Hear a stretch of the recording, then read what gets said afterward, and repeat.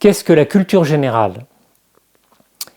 C'est une discipline qui existe dans certaines écoles d'ingénieurs, dans certaines écoles de commerce, et aujourd'hui elle tend à disparaître, puisque derrière cette appellation culture générale se dessinait à l'examen une dissertation de culture générale.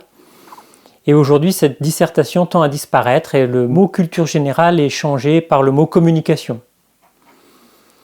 Et la question qu'on peut se poser, c'est qu'est-ce qu'il y a derrière ce mot culture générale? Alors globalement, on dit que c'est un ensemble de connaissances culturelles qui vient souvent prendre des références dans la littérature, l'histoire, la géographie principalement, alors que des matières en sciences expérimentales ou sciences exactes comme les mathématiques, la physique, la chimie, la biologie ne sont rarement impactées dans le champ de la culture générale. On pense à une base de données de connaissances globales, comme connaître la liste des différentes capitales du monde, tous les éléments et les numéros atomiques du tableau périodique des éléments de Mendeleïev, c'est connaître les grandes dates chronologiques de l'Europe occidentale.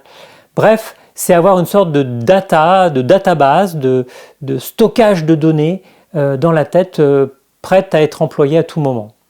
Ça fait beaucoup appel à la mémoire. Voilà ce qu'on pense de la culture générale. Alors, si elle a été, la culture générale, enlevée, supprimée de certains examens de passage dans des institutions, c'est parce qu'on a dit que, on a évoqué le fait de l'héritage culturel, et que beaucoup de candidats n'avaient pas l'héritage culturel de l'Europe occidentale, et que pour cette raison, ce n'était pas nécessaire d'utiliser ce genre de sélection pour évaluer les candidats, parce que c'était discriminatoire.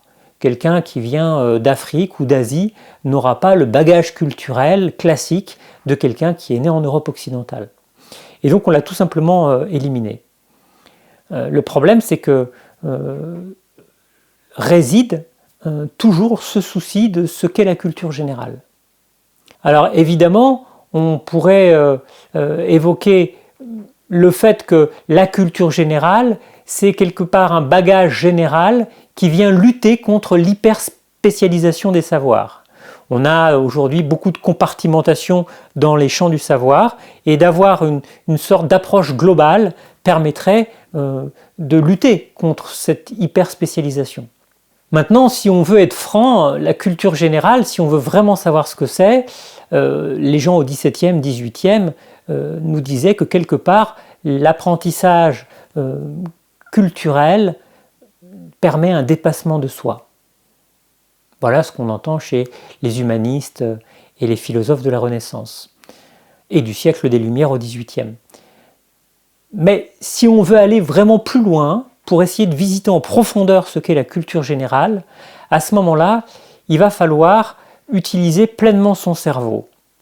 C'est-à-dire qu'il va falloir utiliser, on va dire, la fonction de raisonnement qu'a notre cerveau pour pouvoir établir des causes, des liens, des conséquences avec les choses, les événements. C'est ce qu'on appelle le raisonnement dialectique. Mais il va falloir aussi utiliser une autre partie de son cerveau qui utilise la fonction d'un autre type de raisonnement, qui est la façon d'associer les choses pour pouvoir créer une constellation de signification. Et ça fait appel à ce qu'on appelle le raisonnement analogique.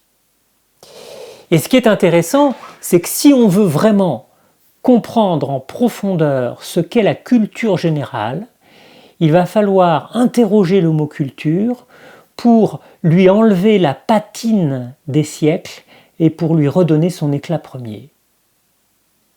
Pour ça, il va falloir utiliser le raisonnement analogique. Alors, allons-y. Si nous associons les deux sens du mot culture, à savoir la culture intellectuelle d'une part et la culture de la terre d'autre part, eh bien nous allons prendre conscience que le sens de l'un et de l'autre s'enrichissent mutuellement pour arriver à une constellation de signification. Quelles sont les différentes étapes de la culture de la terre pour les mettre en analogie? Tout d'abord, lorsqu'on a un terrain, il faut enlever les mauvaises herbes. C'est-à-dire qu'il faut enlever bien des choses qui nous empêchent de recevoir du nouveau.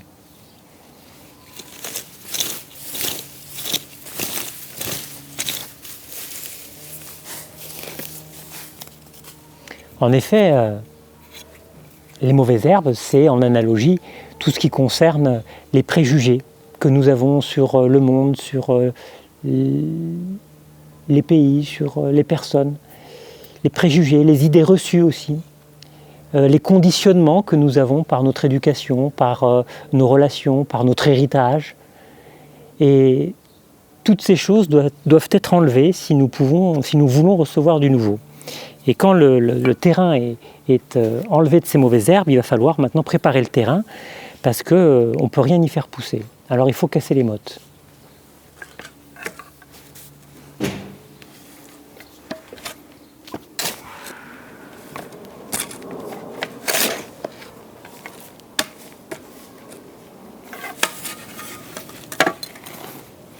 Quand on a préparé la terre et qu'on a cassé les mottes, ça veut dire qu'on est prêt à recevoir ce que l'on veut nous transmettre. C'est-à-dire qu'on a fait silence en soi et on est dans une qualité d'écoute pour pouvoir se laisser remplir. Et dans l'étape du travail agricole, c'est le moment où on va effectivement ensemencer le terrain. Donc on va faire venir une graine de l'extérieur pour ensemencer la terre. Et puis ensuite, il va falloir nourrir la terre, l'arroser, et maintenant il faut laisser faire la nature, et la graine va mourir pour renaître, pour germer, pour devenir une jeune pousse, une jeune tige. Cette tige va grandir, deviendra une jeune plante, puis un arbre.